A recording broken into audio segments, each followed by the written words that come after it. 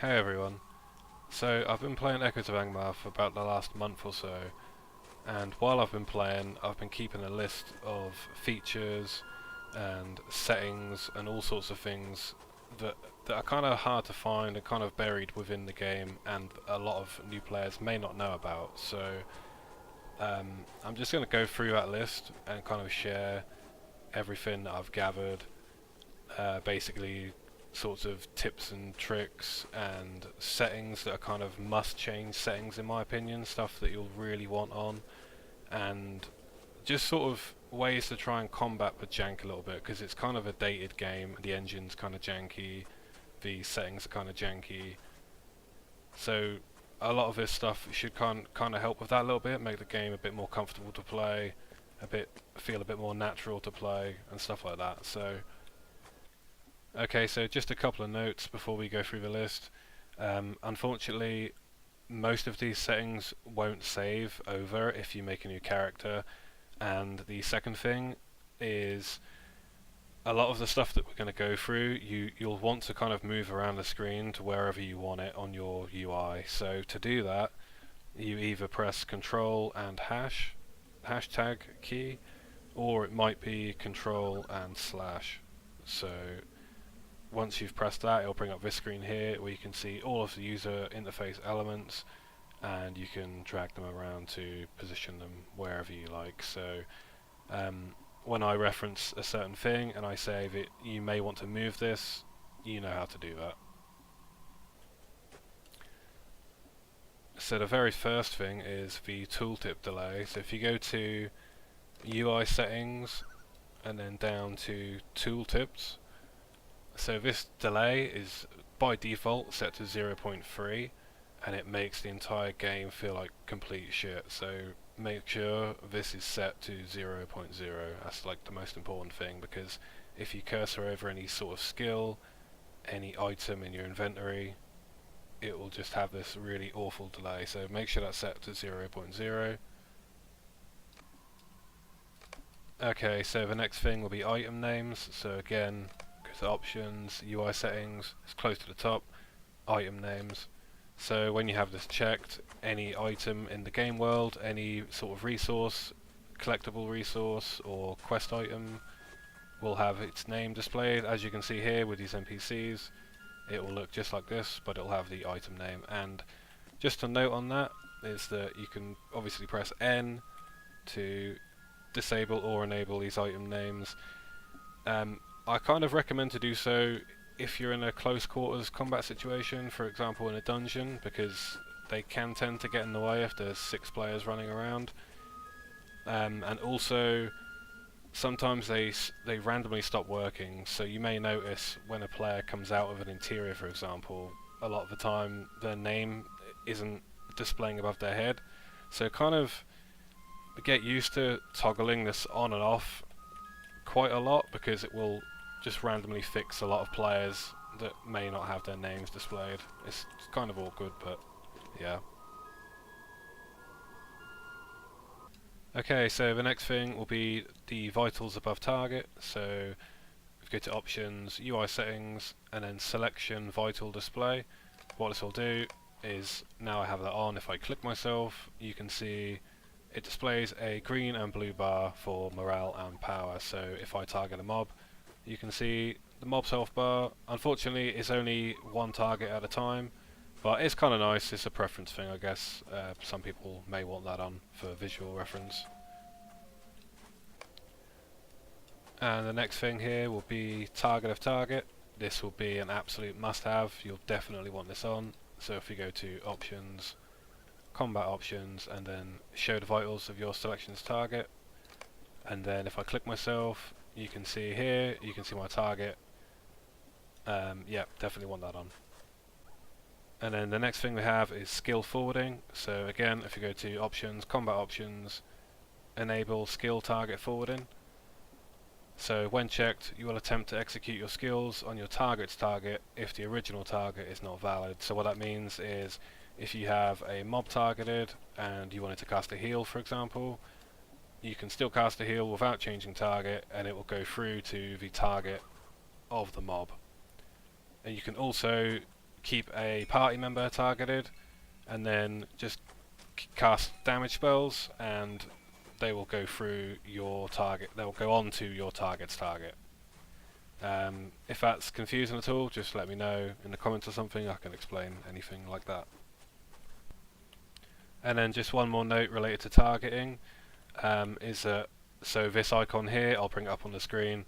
This icon here on the far right of a fellowship party member's vital bars, you can always click this, and then you will automatically target the mob that party member was targeting. So if you want to quickly assist a fellowship member, that's a good way to do it, honestly.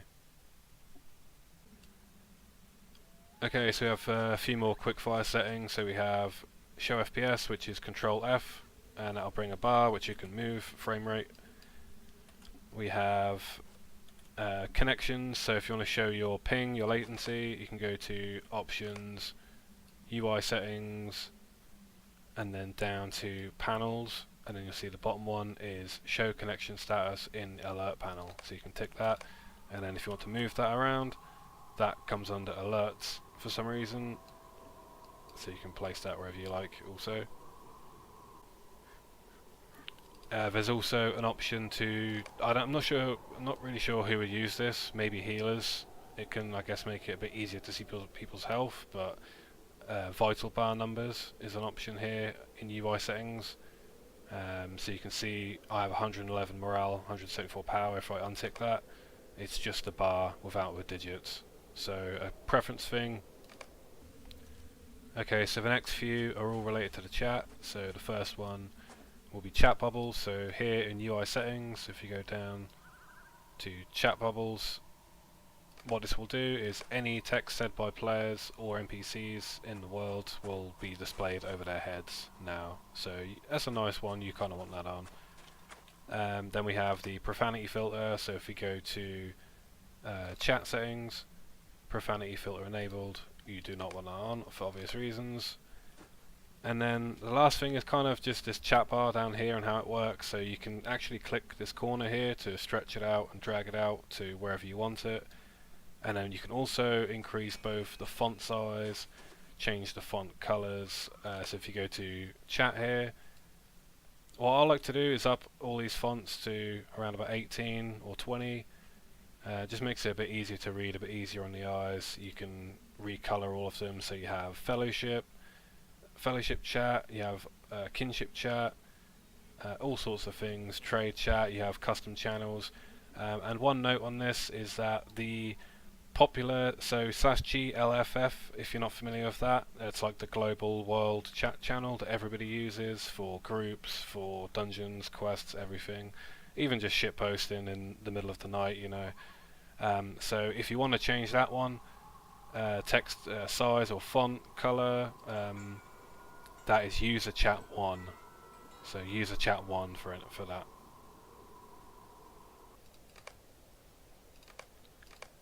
And then one more thing we have is the show trivial quest icons on radar. So if you're a high level and you still want to see low level quests displayed on the minimap, then you can tick that. So these next couple are related to your action bars, your quick slot bars. So the first one is you have the option to lock them. What it does is if you lock them, you can't then drag any spells onto your bar. And then the other setting is to always show the bar. So basically, if I have a spell bound here, like for example I have Staff Strike on F, but because the bar isn't ticked here, always show bar, the skill is still bound and it will still work if I press it, but I just can't see it, so that's no good. So you always want to make sure that your bars have been ticked here to always be shown. So the next bunch of options are all the group effect options here, found under social options and then down at the bottom. So if you're in a fellowship, the first one here, show dispellable effects. What this would do is you would only see the effects that you can dispel as their debuffs, like underneath their vital bars in the fellowship panel. So depending on what class you're playing, you may want to roll with that on. So for example, if you're a captain, you would only see the fear effects that you'd be able to cleanse. If you're a hunter, you would only see like the poisons and stuff like that. The second option is to only show the effects cast by you. So you would only see the buffs or like heals, for example, that you are applying to your fellowship members. And then the third option would be to not have either of these, and then you will see all the debuffs, all the buffs, everything that's affecting your fellowship members. I personally like to play with that because I like to see everything that's going on. I like to see what debuffs are going up, which ones then either are or aren't being dispelled. I like to see the heals that are on them. So it's all preference really, but just one note with this second one here, the show effects cast by you, is that I'm pretty sure this is bugged and works the opposite way around. So if you have it ticked, it's actually not active, and vice versa. So just have a play around and make sure you've got the right setting on for what you want.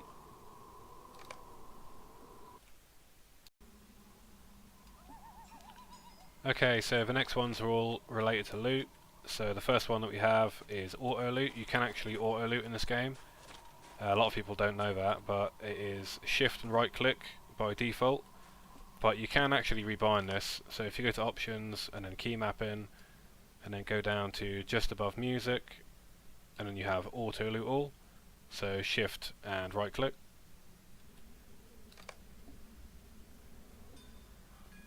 The next thing that we have is, if you can't see a corpse, maybe it's like submerged by water or something, you can actually press F10, and this will target like the nearest unit, whether it's dead or alive, and then you can actually press U after that to loot it, so to use the nearest target. So press F10 to find a corpse, and then you can press U to loot.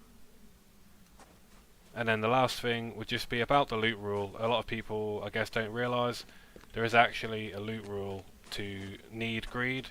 By default it's set to just roll and pass, which is kind of not very productive for groups because people end up rolling on stuff they don't really want. They don't realise that there's even an option.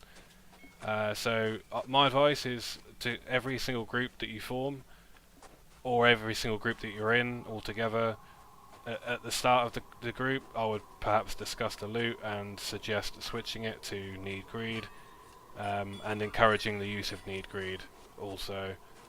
A lot of WoW players are obviously more familiar with this loot system, so if you are one of those people, then I would recommend getting used to switching that rule, like out of habit really. So the first thing I do now is if I invite somebody, I try and like instinctively make sure that's the first thing I do. So if someone's joining, okay, change the rule. So okay, so next we have splitting item stacks. So if I wanted to split these two potions, I can hold shift and then drag the item into a new slot, and it'll bring up this screen where I can either enter the number that I want to split it into, or if I want to be quick about it, I can just half it. So with regards to the lock system in this game, so items in your inventory, you have the ability to lock them to basically prevent yourself from accidentally selling them to a vendor. So a quick way to do this is to hold Alt and press left click on the item, and then you'll see here in the top left I've selected that item. I can then press Control T, and that'll lock that item, so you'll see it now has the padlock on it. I would personally get used to doing this as like the first thing you do whenever you receive an item that's valuable to you, so just get it out of the way then, get used to doing it straight away. It just minimises the chance that you'll sell it to a vendor. I know you can also check when you're at a vendor afterwards, of course, but just try and make like a mental note. Any sort of quest reward you get, or say an item from a dungeon that's slightly higher level, just like quickly go to your bag and find the item and just Alt left click, Control T. Well, like, why not, right?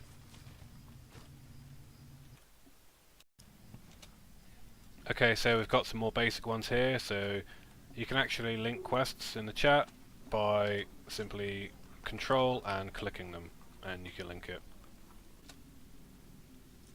And a lot of people may not know that /readycheck works in this game. So if you type /readycheck, obviously I have to be in a group, but it will then display like flags next to the fellowship vitals, And an even bigger thing with that is that slash shortcut works, and what this does, it's kind of like a macro, I guess, is that you can put any slash command and you can shortcut it to your action bars. So for example, if I type slash shortcut space 1 space slash readycheck, that'll then create a new bind here on 1, so I can drag that anywhere I want, and whenever I click that or press the bind, it will do a slash readycheck automatically. So very nice. And then the last little thing here is that if you have a full quest log here on the side, for example, if I add all these to the tracker, if you want to quickly clear them, you can always right click any of the ring icons and then click remove all.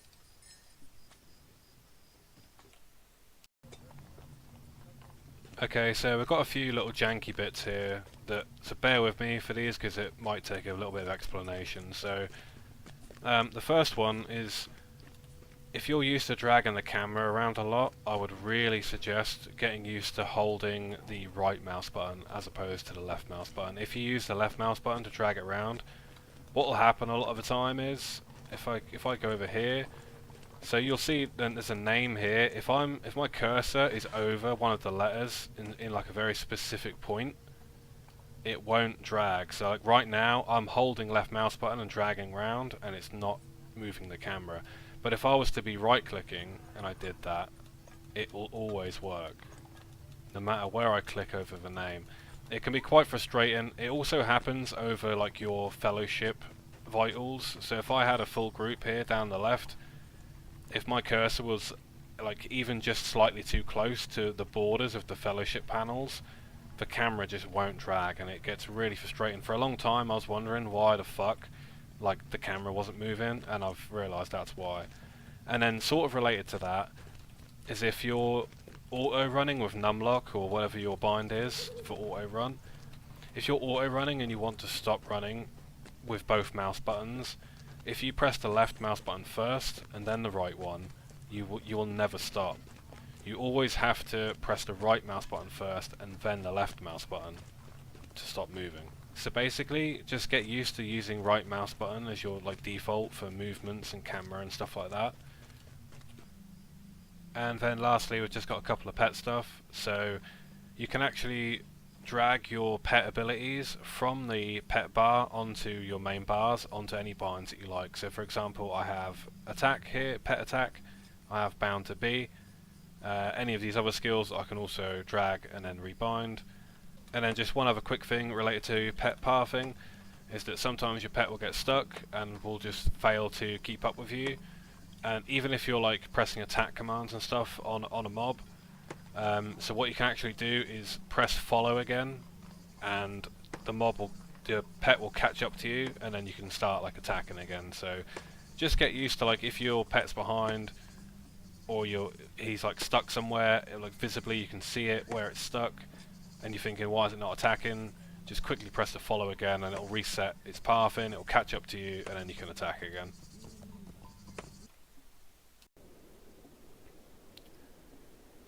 Okay, so I was considering making a separate video just to cover fellowship maneuvers as a whole, but the reality is that this setting is probably the most important thing of all when it comes to group play for new players. So when it comes to moving everything with your control hashtag or control slash command, when it brings up this screen here, there's a very, very important one that you want to look out for, and it's called the Fellowship Maneuver Attempt Display. So this one here, you want to drag that and put it somewhere visible that you can easily see.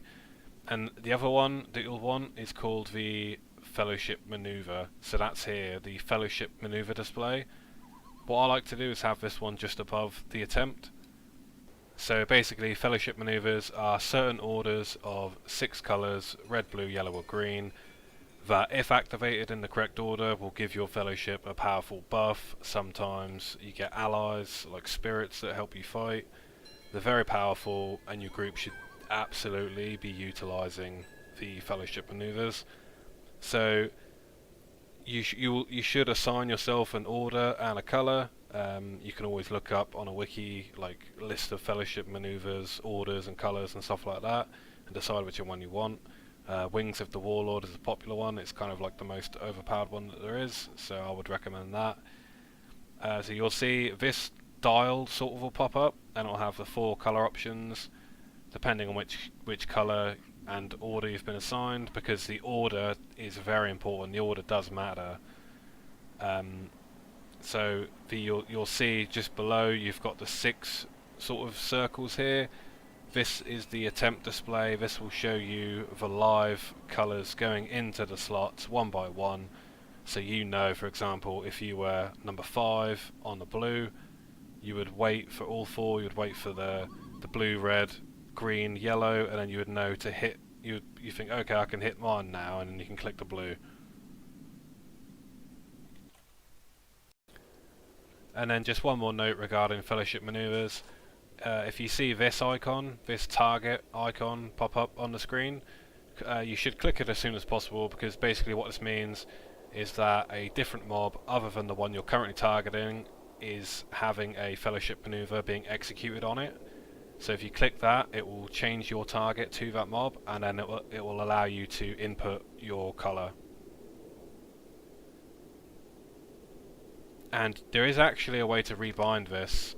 So if you go to key mapping, almost to the very bottom, you have fellowship maneuvers. So fellowship skill assist, that is basically that target icon, like the effect of you clicking on it. So you can bind that to whatever you like, and then you can also bind the 4 color options that you have. So the red, blue, yellow, and green.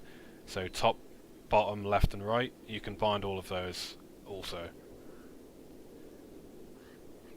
And that's about everything. So if you know anything else, then please feel free to drop it in the comments. If you can expand or explain or correct me on anything that has been mentioned in this video, then please feel free to do so in the comments if you know better, because I am a relatively new LOTRO player myself. Outside of playing EOA for the last month or so, I really have barely touched the game, so this is all just stuff that I've picked up over the last few weeks and decided that it might be useful. I'm sure there's probably something in here that you maybe weren't familiar with. So yeah, that's about it. Thanks for watching. Take care.